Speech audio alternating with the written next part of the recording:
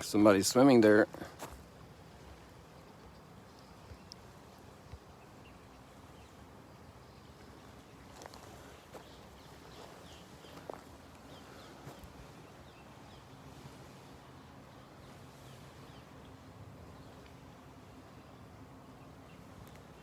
So people, difficult question this morning.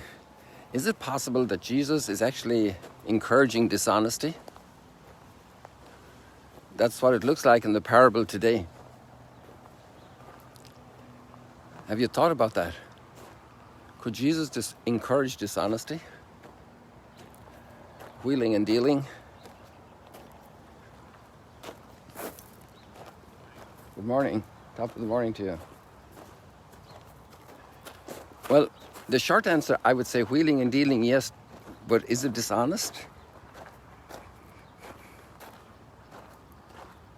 So he's praising a guy who is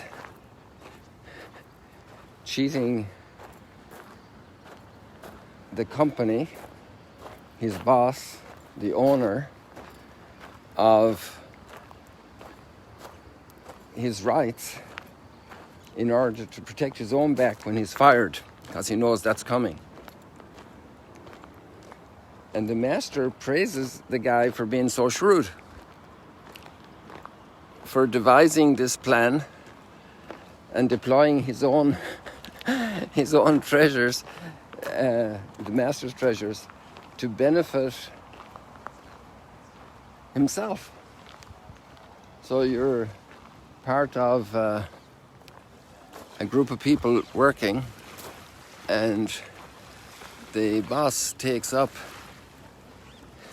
the manager takes the property as his own and disposes of it as his own. And he's praised in the gospel as a shrewd guy. So that's the typical problem that happens when we take things out of context. And the context is wonderful. And there's a couple of details in the context that are very important. Our teachings, let's say. First one is that we're actually not owners. We're stewards.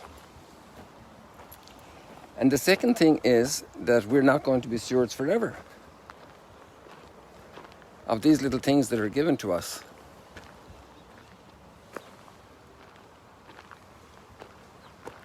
We're going to be stewards for a while, and that stewardship is going to finish. So what do we do when the stewardship is over?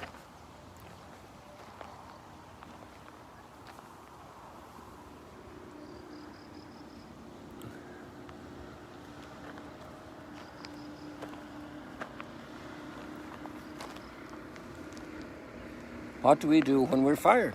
What do we do when our health fails? Or a pandemic comes and closes down everything? How do we take care of the rainy day? But the rainy day isn't just one day. In Ireland, it's the whole year. Could be. The rainy day could be a monsoon climate where there's rain every day. And actually, the rainy day is eternal. And it's about eternity. What am I going to do when this life is over? And so we're entrusted with a lot of things as stewards, precisely to prepare for the rainy day. And the question is if we're doing it shrewdly or we're doing it foolishly.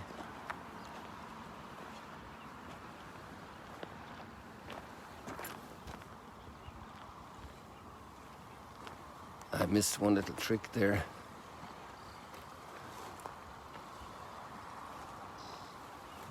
I should have done bigger exposure.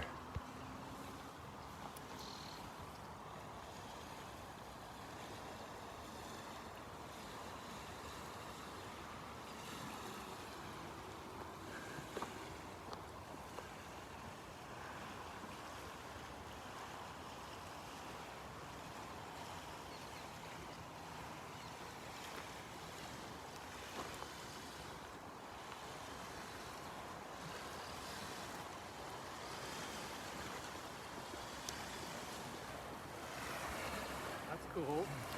I captured you capturing them. Oh, I didn't want to be in your picture. No, of course you are. That's part of the joy. Oh, okay. This is a live stream.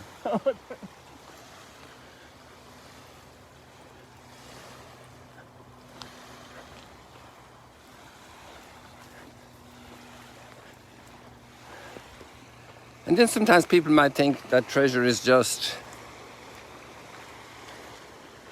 money or property, or that treasure is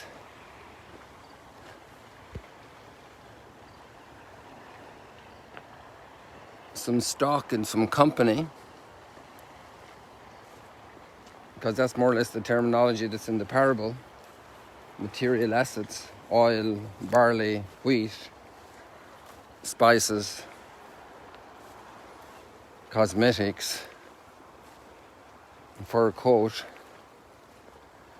But maybe the bigger talents, much bigger talents and more important talents are actually the people.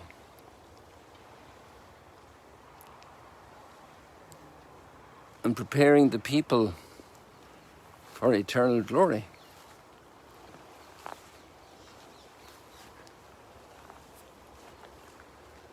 Look, giving people hope, giving them an experience of joy.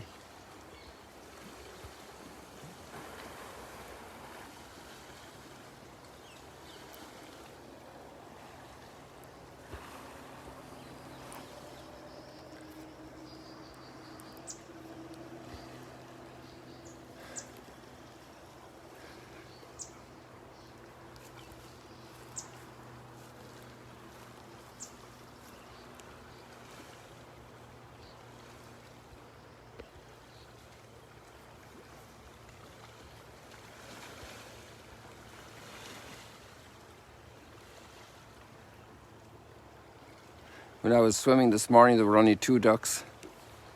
And whenever you just see 2 and there's supposed to be 3, I was thinking if some coyote or jackal got them.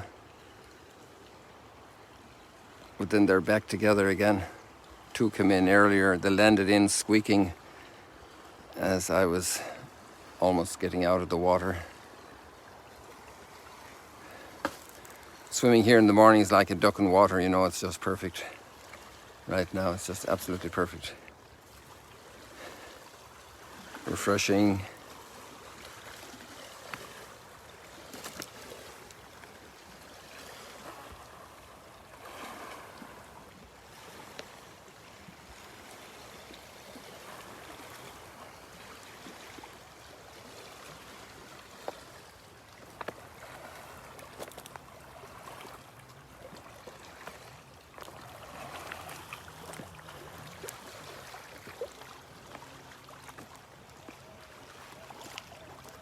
Here's the hangout of our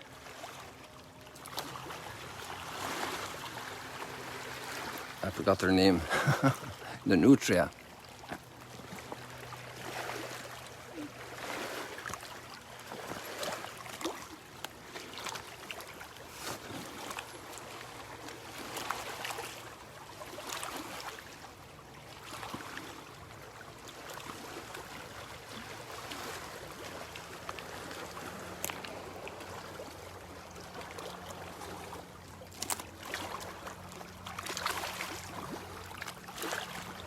Now we're seeing these trees from a different side today. I never saw them from here.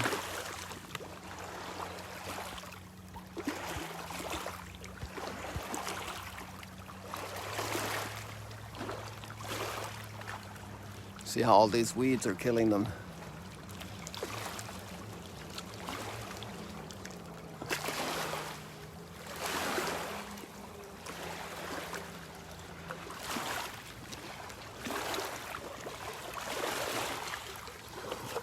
So how are you using your talents to build a house that's going to fall down in the next storm, or to build a house forever? To become good stewards. And we see in the first reading terrible exploitation by people entrusted with a lot. Sometimes people who are entrusted with a lot are easily conned into thinking that they're going to have it forever. And that's one of the big lessons is your time is up. And another line is when the treasure fails, because it went bankrupt. It's all the talk now about Bitcoin. Before it was about gold. Before it was about money in the bank, and the banks failed. And then it was about mortgages and properties, and the real estate market went down. But it's about our persons, developing the talents we have, the service to others. We're resurrection people, but sometimes we live like we're of this generation and the children of the world. That's another key word in the parable.